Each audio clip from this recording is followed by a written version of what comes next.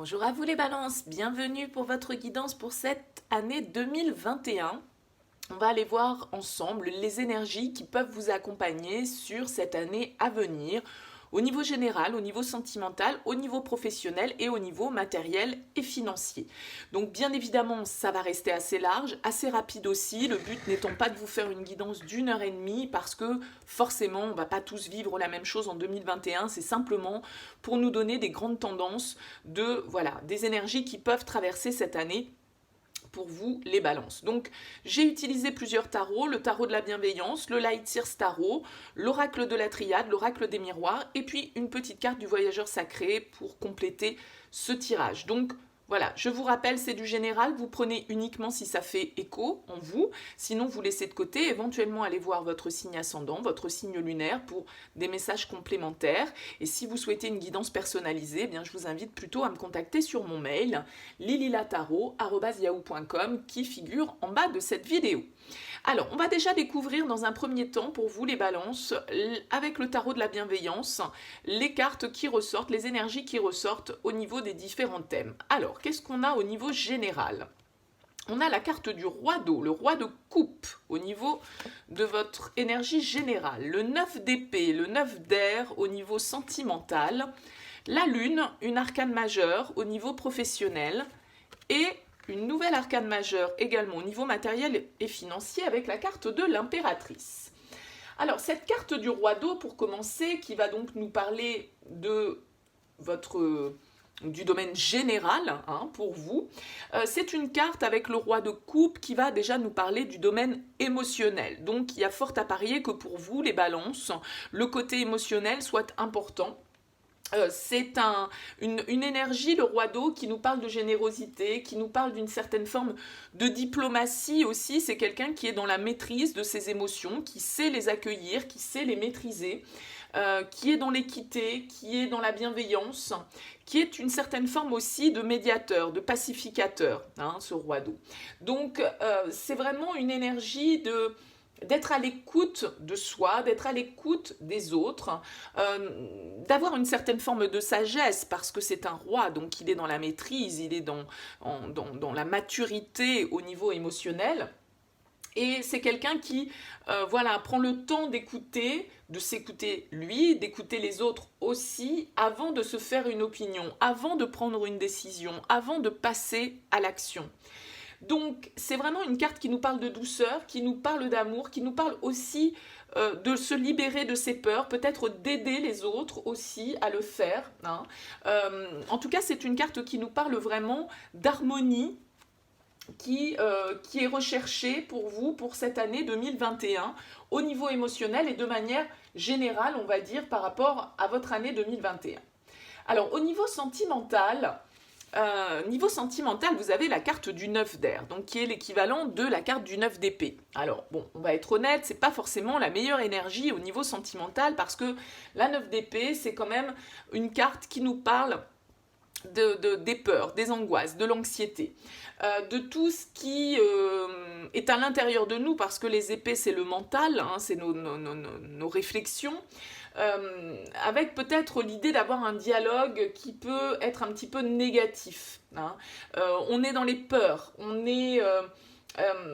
a besoin d'être rassuré avec ce 9 d'épée. Il y a une idée de se laisser emporter un petit peu par son mental,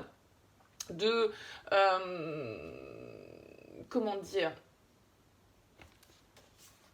oui, d'être dans l'appréhension, de peut-être se reprocher certaines choses, de ne pas arriver à se pardonner certaines choses. En tout cas, on est dans la peur du lendemain, on est dans l'anxiété, on est dans des énergies un petit peu là qui peuvent nous polluer, mais parce que c'est notre mental, c'est notre ego qui nous dirige, c'est nos peurs, c'est nos angoisses. C'est une carte un peu de stress où voilà, on est face à une situation peut-être au niveau sentimental qui va créer un petit peu une sorte de chaos mental, entre guillemets, c'est un peu la carte du burn-out, hein, la 9 d'épée, donc voilà, on se prend la tête, on ressasse, on tourne en boucle, un petit peu certaines idées négatives, certaines idées pessimistes, mais qui ne sont générées que par le mental, qui ne sont pas forcément générées par une réalité à proprement parler, hein, c'est plus, voilà, ça vient plus de l'intérieur, on va dire, donc on va voir comment ça se décline avec les cartes complémentaires, bien évidemment. Au niveau professionnel, vous avez la carte de la Lune, donc qui est une arcane majeure. Alors l'arcane de la Lune, pardon, c'est une carte qui nous parle un petit peu d'illusion, qui nous parle d'une situation, peut-être qu'au niveau professionnel, on n'y voit pas très très clair. Il y a un côté mystérieux, il y a un côté aussi un petit peu mental où on peut être dans une certaine forme de peur, on peut être dans une certaine forme d'angoisse aussi avec la Lune parce que justement on ne voit pas clairement les choses et les conditions dans lesquelles vous pouvez être ne reflètent pas nécessairement la vérité parce que vous pouvez être plongé vraiment pour vous dans les émotions sur cette année 2021. Et du coup être un petit peu dans une certaine forme d'appréhension parce que vous ne maîtrisez pas totalement tout ce qui va se passer et il peut y avoir ben voilà, forcément une appréhension, des peurs, des angoisses par rapport à une situation où on ne voit pas clair. Mais cette carte de la Lune nous indique aussi qu'il peut y avoir de belles opportunités qui nous attendent dans l'ombre et qui se manifesteront, je dirais, au moment approprié. La Lune, c'est une carte qui va nous parler de notre intuition, de nos émotions, de tout ce qui nous relie aussi au niveau maternel, au niveau de notre passé. Donc c'est vraiment une carte qui peut nous parler aussi de création hein, au niveau professionnel, de vraiment laisser... c'est une carte très artistique par exemple, hein, pour certains d'entre vous qui pourraient être dans ce domaine-là. La Lune va nous parler de créativité, elle va nous parler de ce côté artistique, de savoir faire ressortir justement, d'exprimer des choses qui sont enfouies un petit peu au niveau inconscient, dans notre part d'ombre on va dire, et qui peuvent être révélées peut-être par d'autres moyens que l'expression orale. Vous voyez ce que je veux dire hein. Donc le côté artistique, le côté créatif peut permettre d'exprimer certaines émotions un peu refoulées, un peu cachées pour certains d'entre vous au niveau professionnel. De la même manière, on ira voir comment ça se décline avec les cartes complémentaires. Au niveau matériel et financier, vous avez cette jolie carte de l'impératrice qui est là, qui est une carte qui va nous parler de fertilité. Donc il y a peut-être pour certains d'entre vous des projets d'investissement, on a envie de donner naissance avec l'impératrice à quelque chose de nouveau. C'est une carte qui nous parle de fécondité, de fertilité, de création. Hein. L'impératrice c'est la mère aussi, donc voilà, il y a cette notion d'être porteur d'un projet, d'être dans une idée un peu de gestation, d'expérimenter peut-être de nouvelles choses. Il y a une idée de richesse, il y a une idée d'abondance, il y a vraiment cette idée de créer quelque chose de nouveau. Donc pour certains, ça peut très bien être un nouvel investissement, un projet que l'on a envie de porter, dans lequel on a envie d'investir, que l'on a envie de créer. C'est une très très bonne énergie au niveau matériel et financier, puisque c'est une énergie d'abondance, de récolte. Vous voyez, elle a ces brins de blé là entre les mains, l'impératrice, et il y a vraiment cette notion de création, de rendre fertile un projet que vous avez à l'intérieur de vous et qui là va peut-être demander à éclore sur cette année 2021. Alors, on va aller voir avec le roi d'eau ce que l'on a en complément. On a un 6 de denier, on a la carte de la lumière et on a la carte de la réunion. Ok, le 6 de denier, c'est une carte qui va nous parler d'échange, qui va nous parler de partage, qui va nous parler d'équilibre. On donne, on reçoit. Avec le 6 de denier, c'est une carte qui nous parle de générosité. Ça fait assez bien écho à ce roi de coupe qui lui aussi est dans la générosité au niveau émotionnel, qui est à l'écoute, qui est dans la compassion, qui donne et qui reçoit également en retour, bien évidemment. Donc il y a vraiment cette notion d'équilibre. Avec la carte de la lumière et de la réunion, on voit que voilà, vous pouvez être dans des échanges quand même relativement harmonieux de manière générale. Donc, peu importe le domaine de votre vie, à vous de voir comment ça fait écho, mais avec la lumière, bien évidemment, il y a un éclaircissement, il y a des solutions qui peuvent être trouvées. des choses qui peuvent être révélées avec cette carte de la lumière.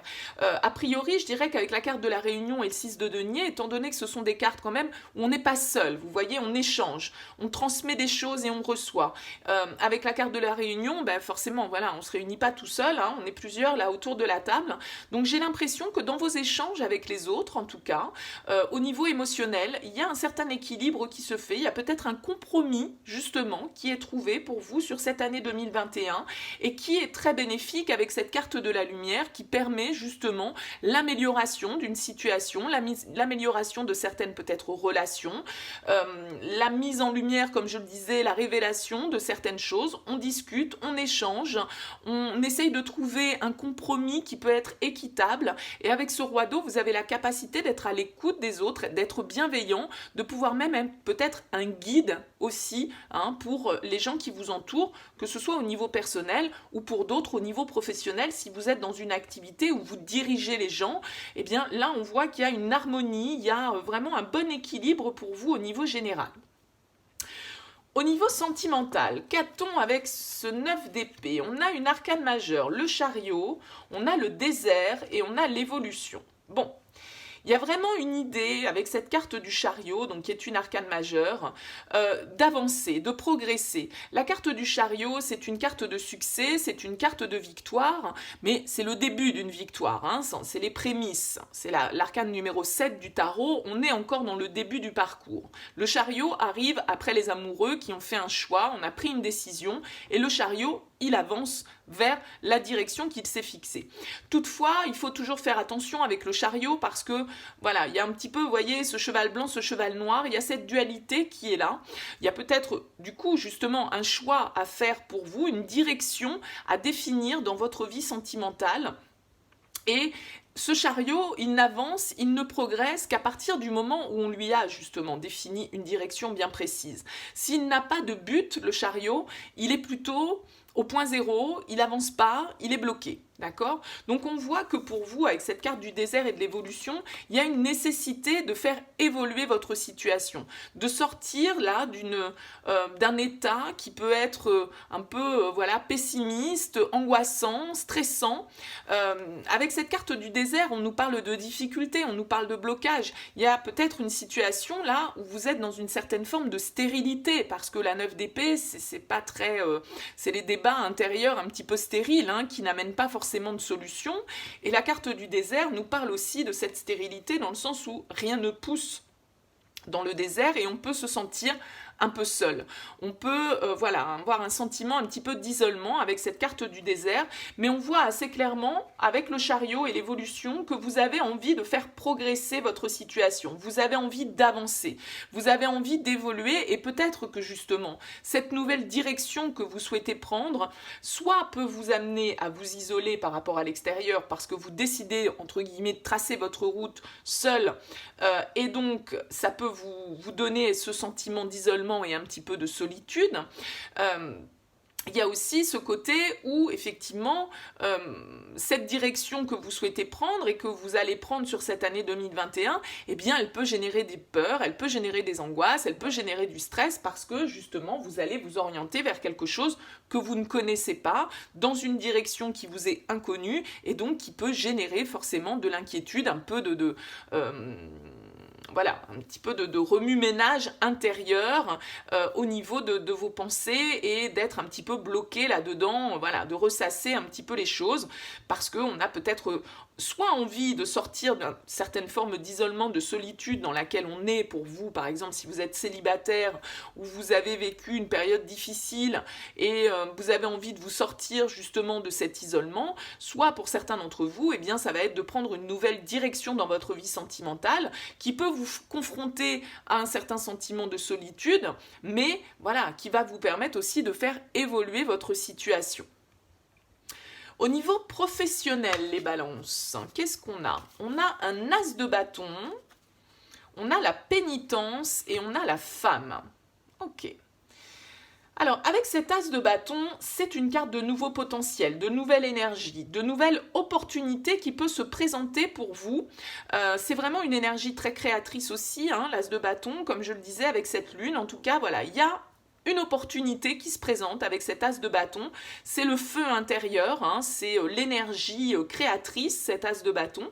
Donc une nouvelle opportunité qui peut se présenter à vous, une nouvelle envie, un nouveau projet, une nouvelle passion peut-être au niveau professionnel aussi.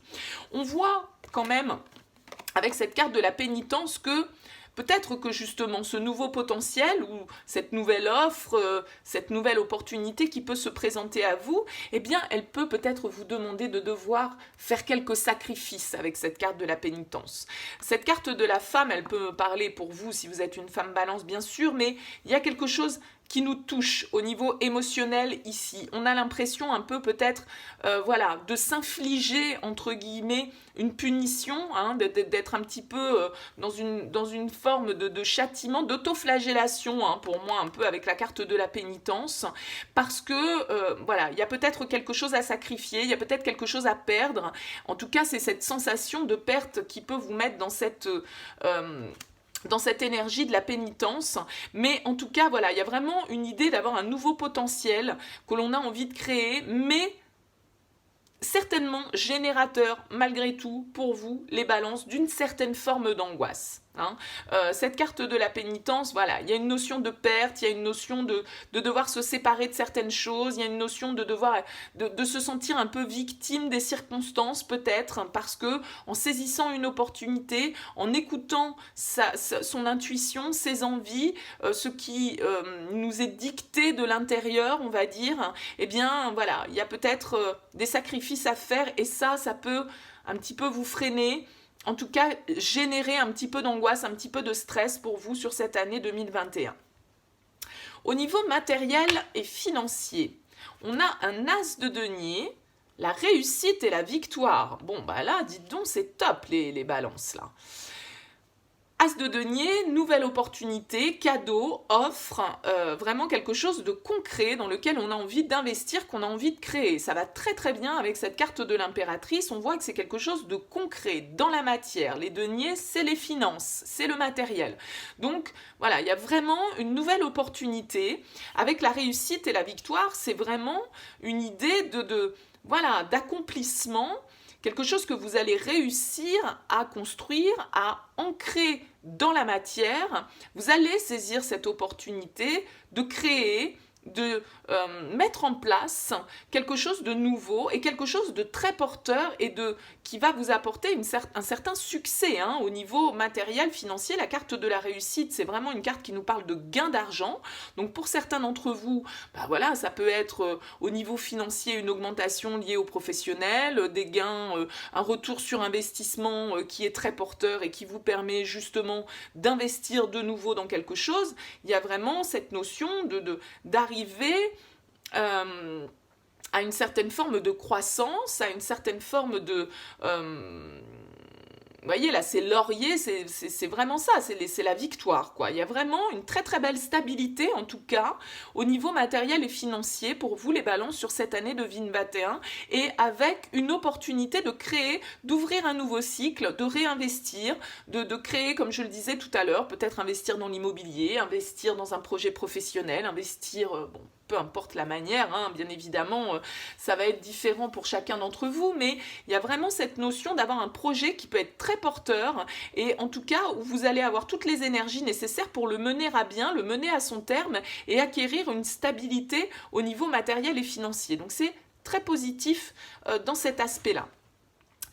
On va voir avec le voyageur sacré ce qui ressort pour vous. Et vous avez la carte qui s'appelle la grâce et la gratitude et qui nous dit la joie s'accroît avec la gratitude. Alors, je vais essayer de retrouver la page de cette carte. C'est toujours un peu compliqué. Hop, voilà, ça y est. Bah, dis donc, j'ai pas mis longtemps, tant mieux. Cette carte, elle vous dit quoi? Elle vous dit que le secret pour accéder à une joie plus grande, c'est de chérir la vie, les autres et tout ce qui vous entoure dans ce qu'ils ont de plus précieux. C'est simple, facile, efficace. Exprimez le plus possible votre gratitude.